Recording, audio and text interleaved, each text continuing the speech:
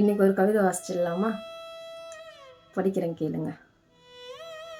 அவள் பேசும் சில வினாடிகளுக்காக பல மணிகள் கடந்து காத்திருக்கிறேன். பேசுவதற்கு ஒன்றும் இல்லாமல் இல்லை. பேசக்கூடாது என்று ஒன்று மட்டுமே அவளிடம் இருந்தது. அத்தனை அன்பு செலுத்துகிறேன் என்பதால் என்னவோ இத்தனை அலட்சியங்கள். அத்தனை அன்பு செலுத்துகிறேன் என்பதால் என்னவோ இத்தனை அலட்சியங்கள். அதிகபட்ச அன்பை தவிர அவளிடம் கேட்பதற்கு எனக்கு எதுவும் இல்லை. ஏதேதோ பேசி எப்படி எப்படியோ ஆகிவிடும் என்று எண்ணி இப்படியே வைத்திருக்கிறாள் என்னவோ இதயத்தை இரும்பாய். இந்த வரிகள் என்ன சொல்லுதுன்னா,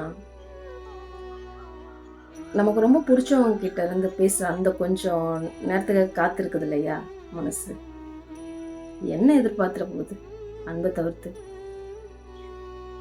அவங்க கிட்ட கிடைக்கிற சின்ன சின்ன விஷயம் கூட நமக்கு ரொம்ப பெருசா தெரியும்ல. அதுதான் இந்த வரிகள் ஃபீல் பண்ண வைக்குது.